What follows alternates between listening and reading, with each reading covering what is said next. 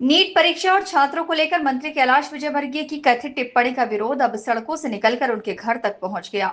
बुधवार को इंदौर में सामाजिक कार्यकर्ता प्रहलाद पांडे अपनी पत्नी सरिता पांडे के साथ हाथों में संविधान की प्रतियां लेकर सीधे मंत्री विजयवर्गीय के निवास के बाहर पहुंच गए।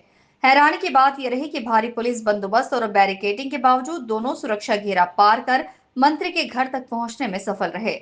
जैसे ही दंपति ने मंत्री कैलाश विजयवर्गीय के घर के बाहर पैदल पहुंचकर शांतिपूर्ण विरोध प्रदर्शन शुरू किया, तो पुलिस ने तत्काल कार्रवाई करते हुए मीडिया से चर्चा कर रहे दोनों पति पत्नी को हिरासत में लेकर थाने पहुंचाया। इस मामले में दंपति का कहना है कि वे शांतिपूर्ण तरीके से अपना प्रदर्शन कर रहे थे और अपनी बात मंत्री कैलाश विजयवर्गीय तक पहुंचाना चाह रहे थे, लेकिन पुलिस ने उनके साथ गुंडे और आतंकियों के जैसा सलूक किया।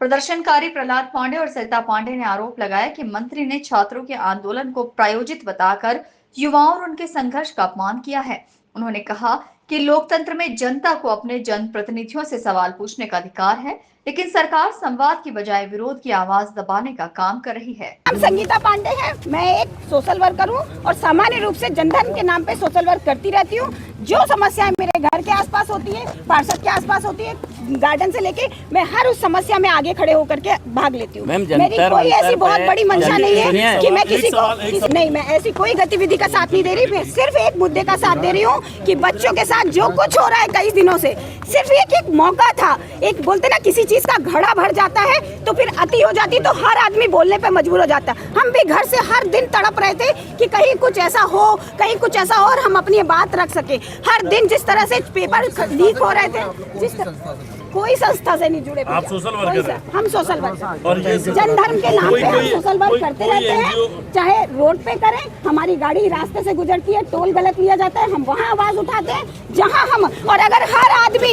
हर नागरिक इस तरह से अवेयर हो जाए। वहीं इस मामले में पुलिस का कहना था कि दंपति की पहचान अब तक सामने नहीं आई है। साथ ही उन्होंने बिना अनुमति के मंत्री कैलाश विजयवर्गीय के घर पर प्रदर्शन किया है, जो कि अपराध की श्रेणी में आता है। ऐसे में दंपति को हिरासत में लेकर जांच की जा रही है, साथ ही आगे कानूनी कार्रवाई भी की जाएगी।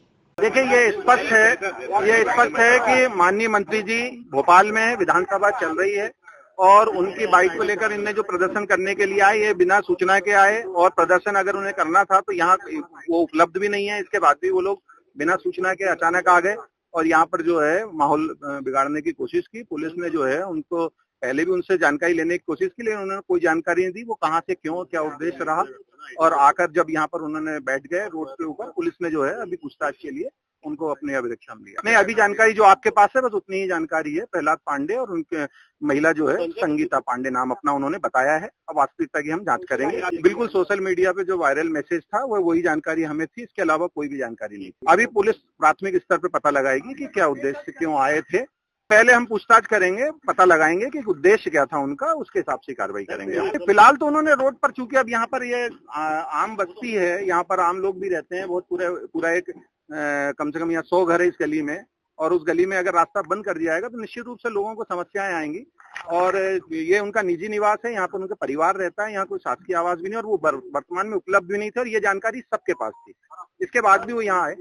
नहीं, मीडिया ने पर्याप्त बातचीत की है। आपके पास कम से कम 5 मिनट की बाइट है। मीडिया से धक्का मुक्की, आप अभी बाइट लेने के लिए वो उपलब्ध रहेंगे। अभी जब भी फ्री हो जाएंगे आप पूरे समय, 1 नहीं 2 घंटे आप बाइट लीजिए। फिलहाल परदेशीपुरा पुलिस दोनों प्रदर्शनकारियों से पूछताछ कर रही है। वहीं मंत्री के निवास तक प्रदर्शनकारियों के पहुंच जाने की घटना शहर में चर्चा का विषय बनी हुई है।